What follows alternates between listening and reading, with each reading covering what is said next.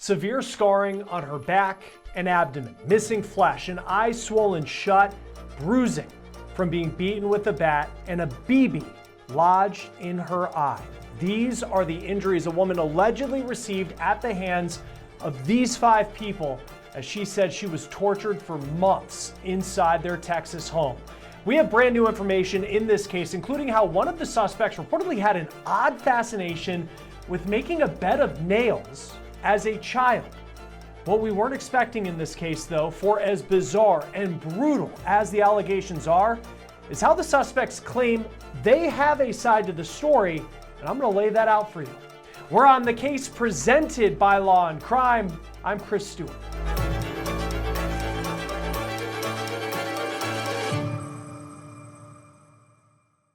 Hey guys, do need to take a moment before we get into this case and talk about the app Upside. It is free, it's easy to use, and gets you cash back on daily essentials like gas and groceries. I use it a lot when I pump gas or go to 7-Eleven or a place like Taco Bell. And we are talking about real cash back. So after you spend money, money appears in your Upside account, then you transfer it straight to your bank. So here's what you do. Download Upside for free, buy whatever you plan to, pay as you typically would with a debit or credit card. Then you just file a claim in the app and you get money back.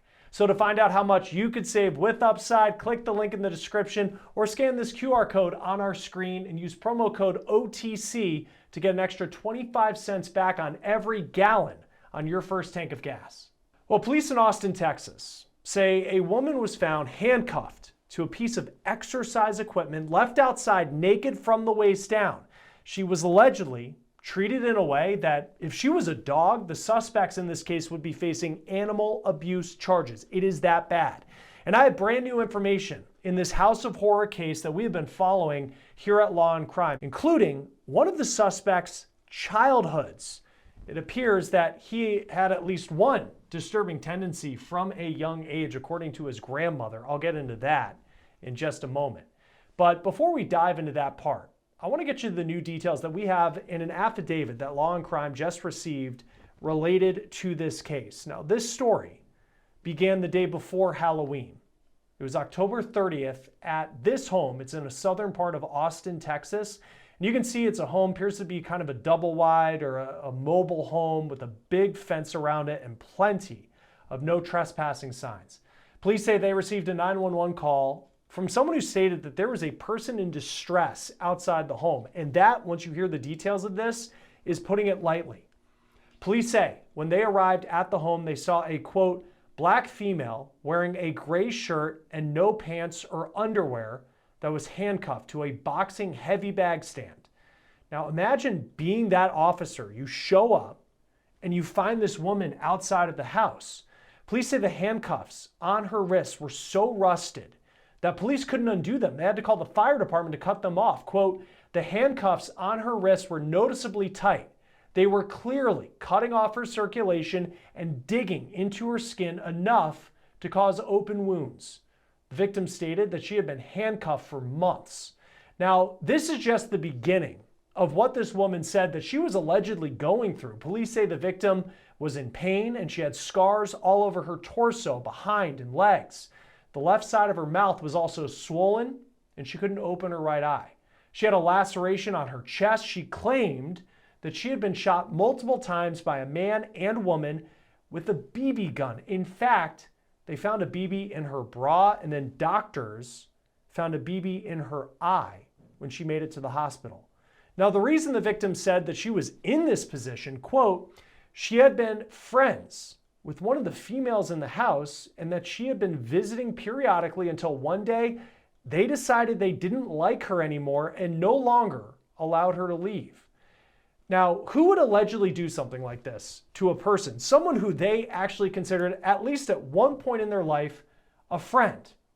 The suspects, police say, were still inside the home, and here are their mugshots, all 5 of them, several of them members of the same family. And they all believed, according to the interviews they gave to police, that in some ways, this treatment was okay. And in the words of one of them, it was just a, quote, misunderstanding. Now, of these suspects, you have 51-year-old Michelle Garcia. She is allegedly the grandmother of the family.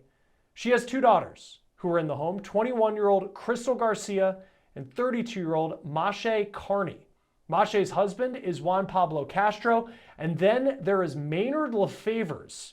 He's identified as a family friend who also dated Crystal Garcia. So you can see all these people are in some ways connected or related, but police separated them and interviewed each one of the suspects.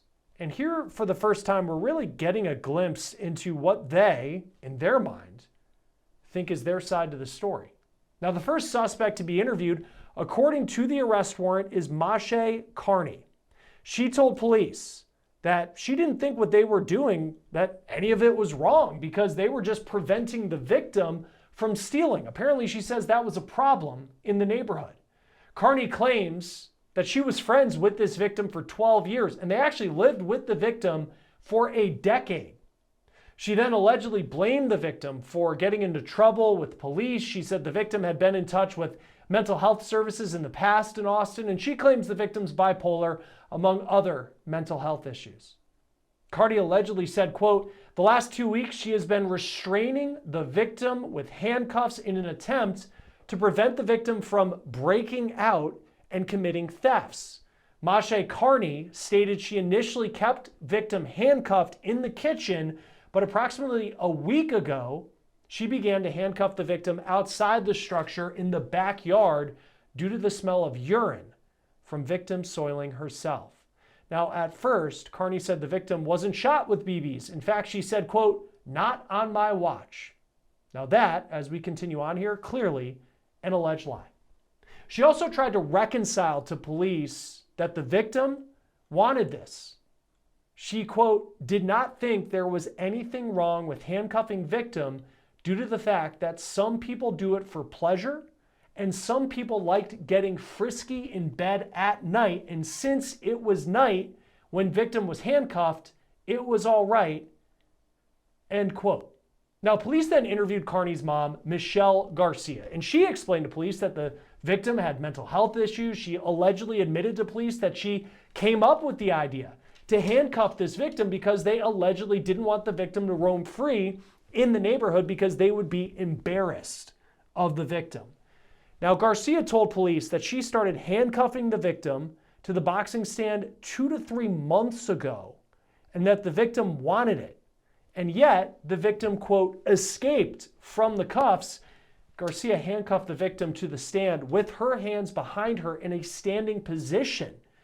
She also only gave the victim 1 plate of food a day at dinner because Garcia thought the victim was, quote, "chunky." And if the victim wanted breakfast or lunch, she could, quote, "dumpster dive." Then you have Garcia's other daughter, Crystal. Now, she told police that after she was read her Miranda rights, that the victim did have mental health issues and that the victim had been kicked out of the house in the past, but they decided to let the victim stay at the home as long as the victim consented to being handcuffed, and so she would not steal things. She also later admitted that she wasn't 100% sure that the victim could consent with her mental state to this type of abuse, allegedly. Now, she also told police that the victim would be cuffed from 10 p.m. through the night until 10 a.m. or 11 the next morning.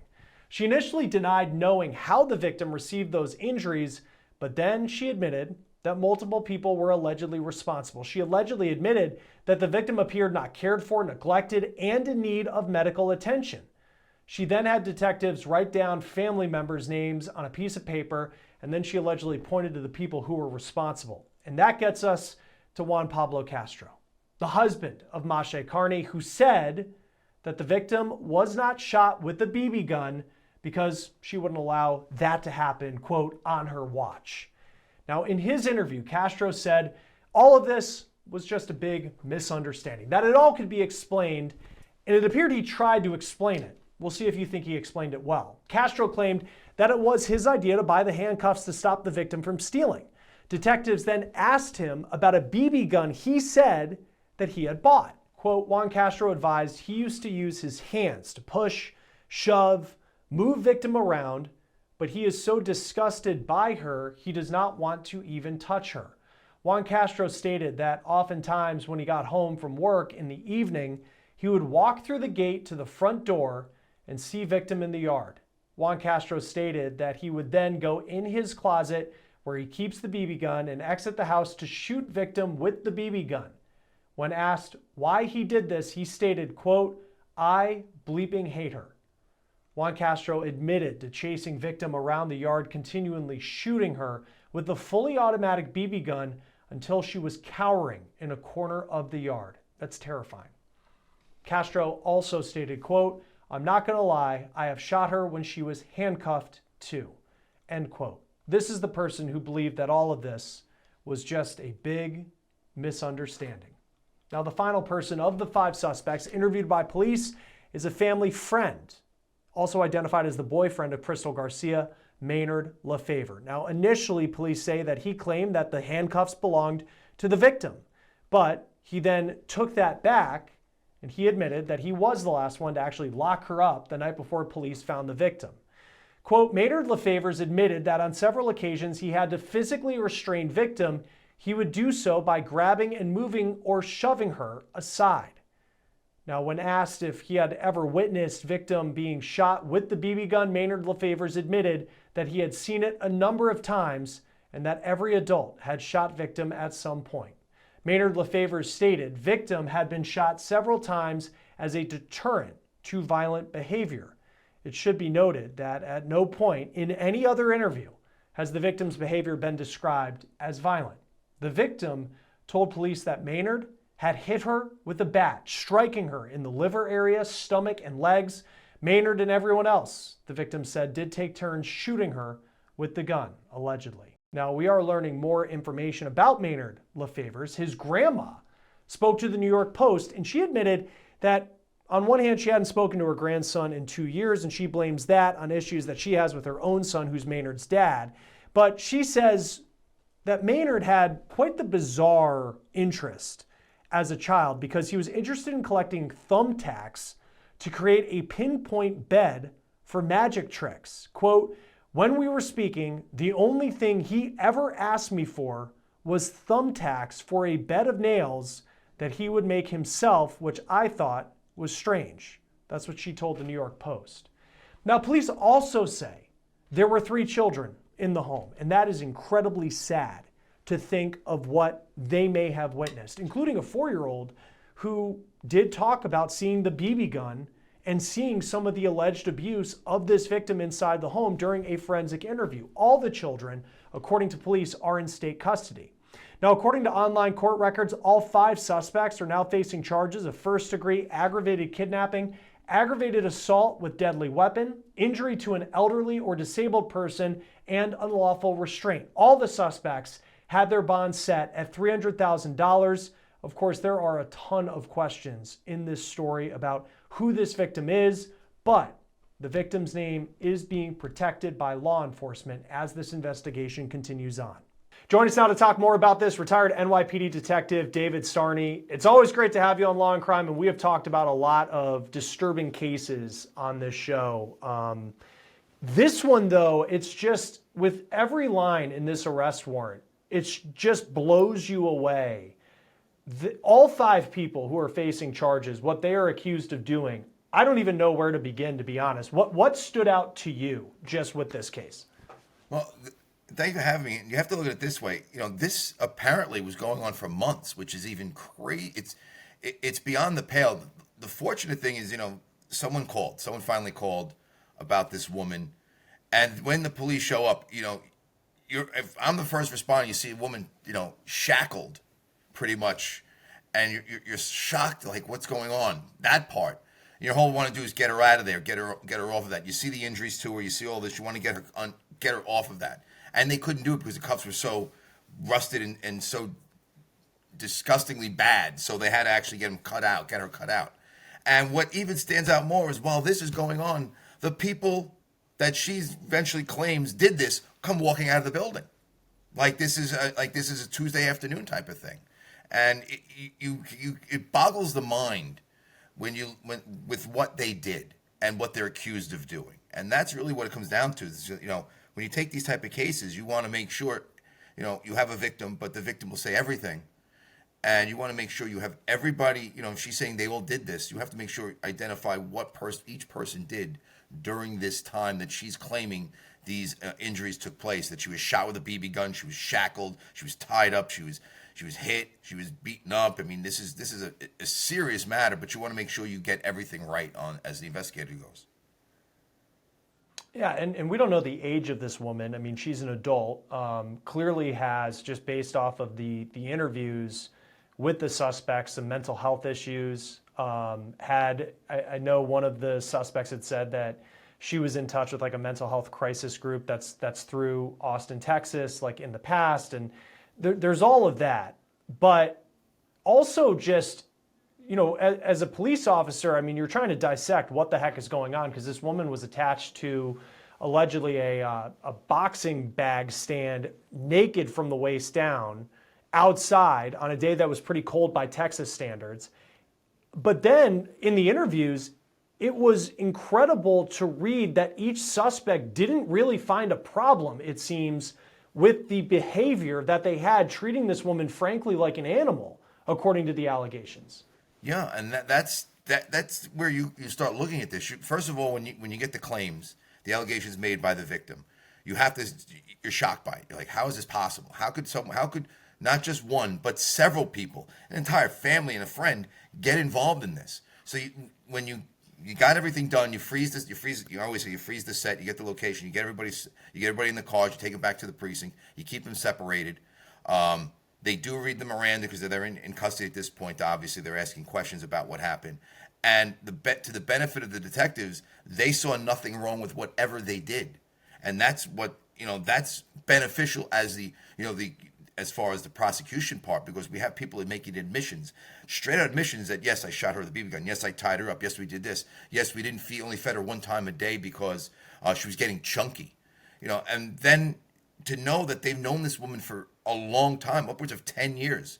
And, the dichotomy between, the victim is saying that she knew them for a long time, but apparently she was living with them for several years. And then all of a sudden, something happened with the family and her where they turned on her and they thought, now let's go at her. Let's punish her for what we believe she's doing wrong in the neighborhood. And again, you're not getting anything solid on that part. But regardless, they're not responsible for punishing somebody. This is an adult female. And the punishment isn't this. If they've claimed that she has mental health issues, then you get her the help she needs. You don't tie her up. You don't shoot her with BB guns. You don't punish her by giving one meal a day. But as the investigators are doing this, I guarantee you, they're just, as they're going through this interrogation, the interrogations of all of these individuals, it just boggles you. It's like you're surprised. You just nod and go, uh-huh. And you just want to get all the evidence you can and extract as much information from each person. And then the worst part is the kids are in the house, and they knew about what was going on too. And they might have been witnesses, if not either, or ear witnesses, eyewitnesses to what was going on in that house, which is, it's amazing. And surprisingly, she's not dead.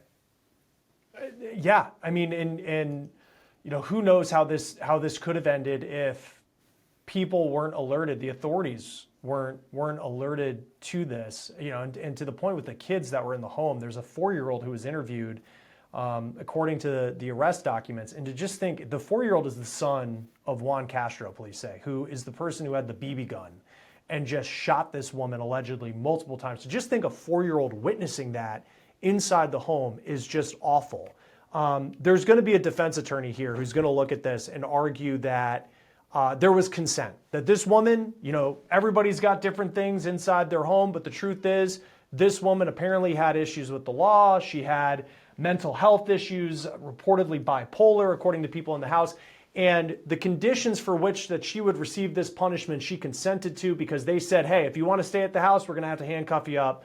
I think that'd be a tough, jury just reading through the arrest documents is going to be pretty appalled if any of these cases go to trial. But how do you dissect this case knowing that this is an adult, and if people in the house are able to say that she could have just left, but she didn't. She consented to stay in the house, and she got that. I'm not arguing this, by the way. No. I'm just saying that we've seen these types of arguments in cases like this in the past.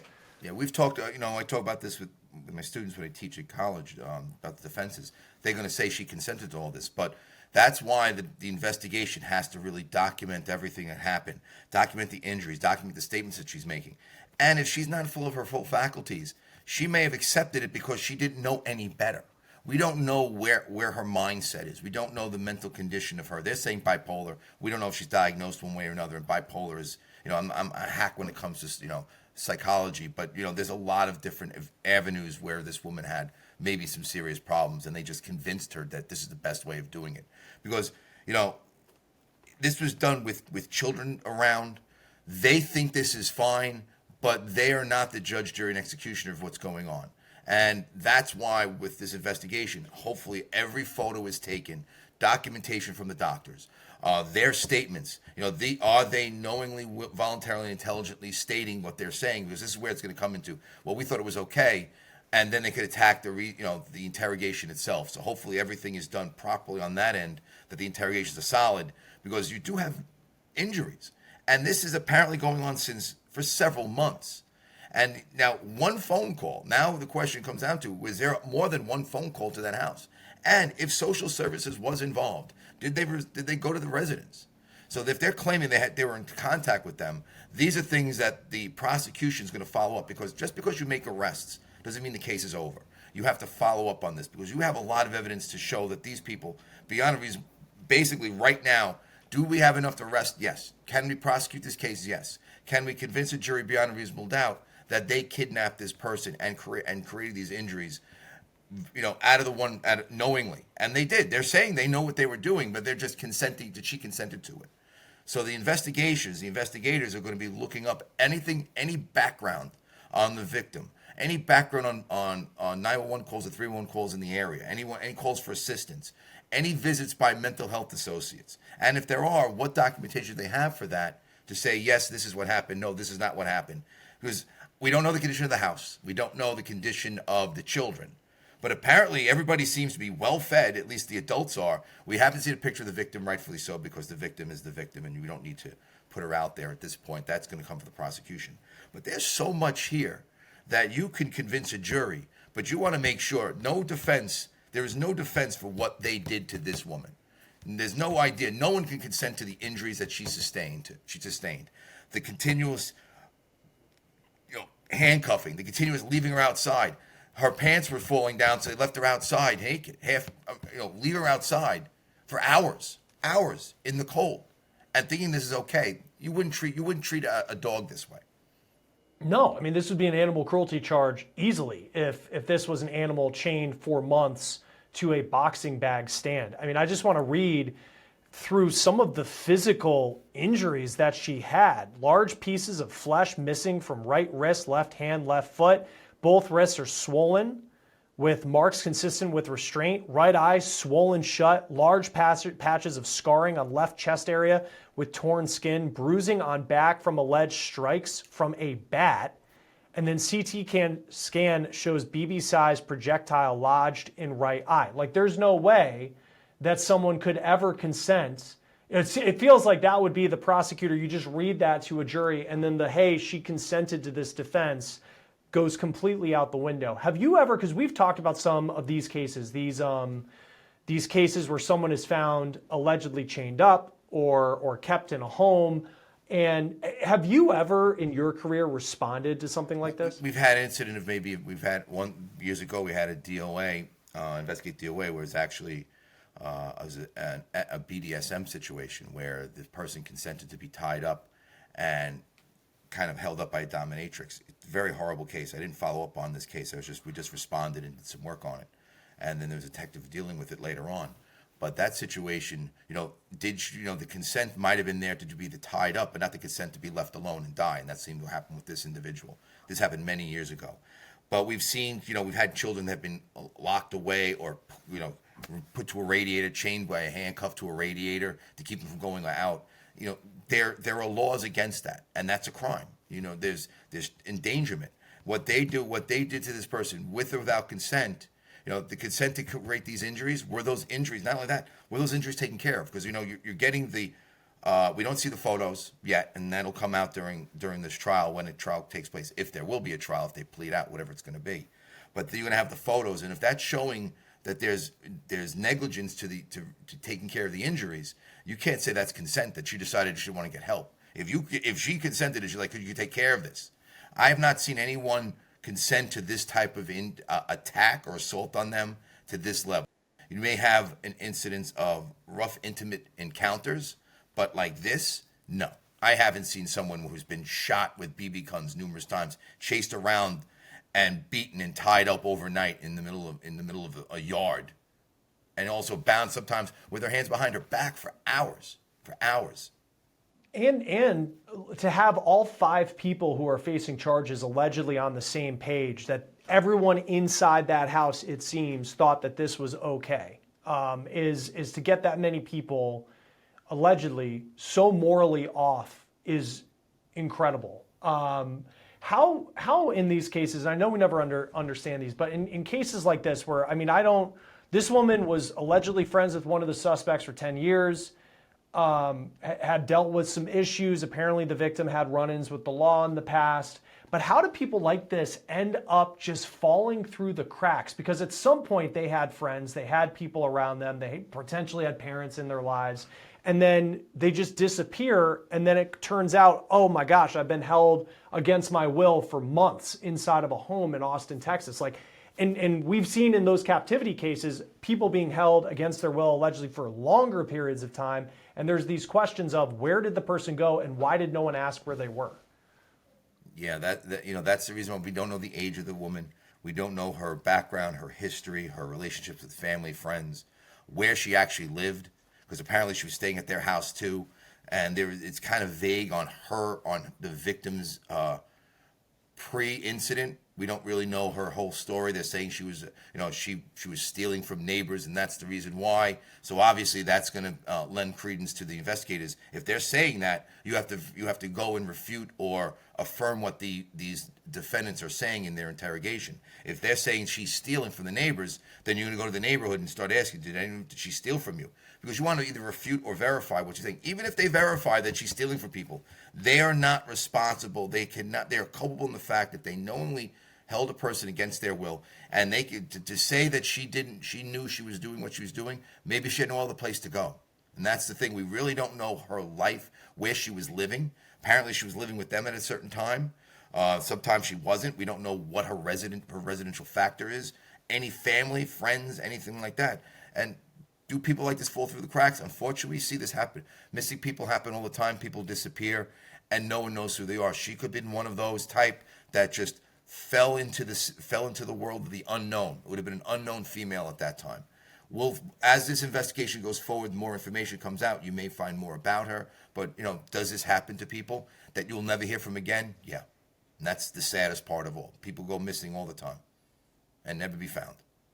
Yeah, and it's hopefully in this case, now that, she can physically recover, because these injuries are just brutal to read through, but also hopefully she gets the mental health care that she apparently needs, even based off of what the people inside the home said about the challenges this woman has faced. She certainly was in a terrible situation inside of that house in Austin. Retired NYPD Detective David Sarney, it's always great to have you on Law and Crime with us. Thanks for being with us on this one.